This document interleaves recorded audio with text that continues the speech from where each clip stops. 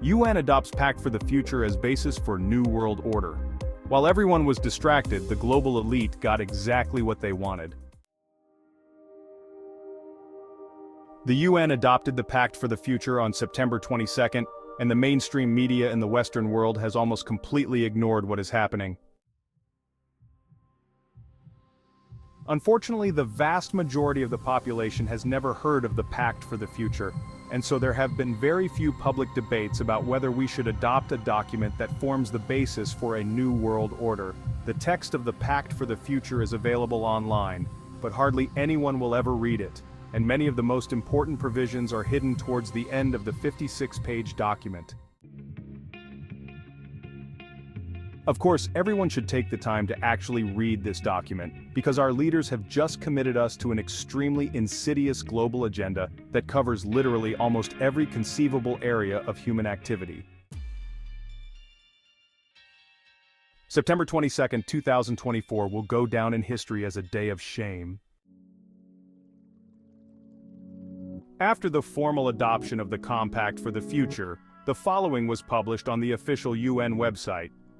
World leaders today adopted a pact for the future, which includes a global digital compact and a declaration on future generations. This pact is the culmination of an inclusive, years-long process to adapt international cooperation to the realities of today and the challenges of tomorrow. As the Secretary General said, we cannot create a future that is suitable for our grandchildren with a system built by our grandparents. One would think that the most comprehensive international agreement in many years would make headlines worldwide, but that didn't happen.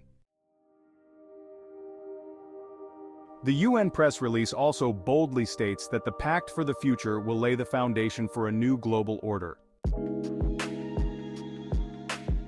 The Compact covers a wide range of issues, including peace and security, sustainable development, climate change, digital cooperation, human rights, gender issues, youth and future generations, and the transformation of global governance. It is therefore a transformation of global governance. The EU executive, which is leading us into war, recession, and the destruction of agriculture, is actually enough for me. Another page on the official UN website states that UN 2.0 is about creating a modern UN family.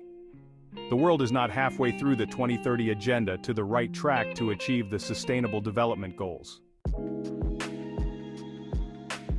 We will champion this vision by powerfully combining innovation, data, digital, foresight, and behavioral science skills and culture, a dynamic combination we call the Quintet of Change. It is about the development towards more agile, diverse, responsive, and effective UN agencies.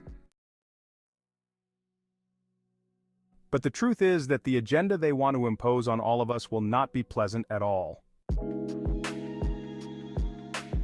Well, the UN openly admits that the Pact for the Future was specifically designed to accelerate the implementation of the Sustainable Development Goals. The entire compact is designed to accelerate the implementation of the Sustainable Development Goals. The most detailed agreement ever reached at the United Nations on the need to reform the international financial architecture to better represent and serve developing countries includes the following. Developing countries will have a greater say in decision-making in international financial institutions, mobilizing more financing from multilateral development banks to help developing countries meet their development needs, reviewing the architecture of sovereign debt to ensure that developing countries can borrow sustainably to invest in their future, with the cooperation of the IMF, the United Nations, the G20, and other key actors, strengthening the global financial safety net to protect the poorest in the event of financial and economic shocks through concrete measures by the IMF and member states, and accelerating action to address the challenge of climate change, including by providing more finance to help countries adapt to climate change and invest in renewable energy. In one way or another, all forms of human activity contribute to climate change. The fact that this is obviously untrue has been confirmed again and again by scientific research, especially recently. As reported yesterday, for example, the increase in temperature over the last 24 years is due to a reduction in clouds, which means that more solar radiation hits the Earth. This has nothing to do with CO2 and climate change as a whole. And so they intend to strictly regulate all forms of human activity in order to achieve their twisted goals. The Compact for the Future also recognizes a central role of the United Nations and a coordinated and multidimensional international response as soon as future global shocks occur. We recognize the need for a more coherent, collaborative, coordinated, and multidimensional international response to complex global shocks, and the central role of the United Nations in this regard. Complex global shocks are events that have serious disruptive and adverse consequences for a significant portion of countries and the world's population, and have implications for multiple sectors, which requires a multidimensional and whole-of-governmental reaction to society as a whole. Do you want the UN to call the shots in the next major global crisis and tell everyone what to do, and without any control by any democratic mechanisms?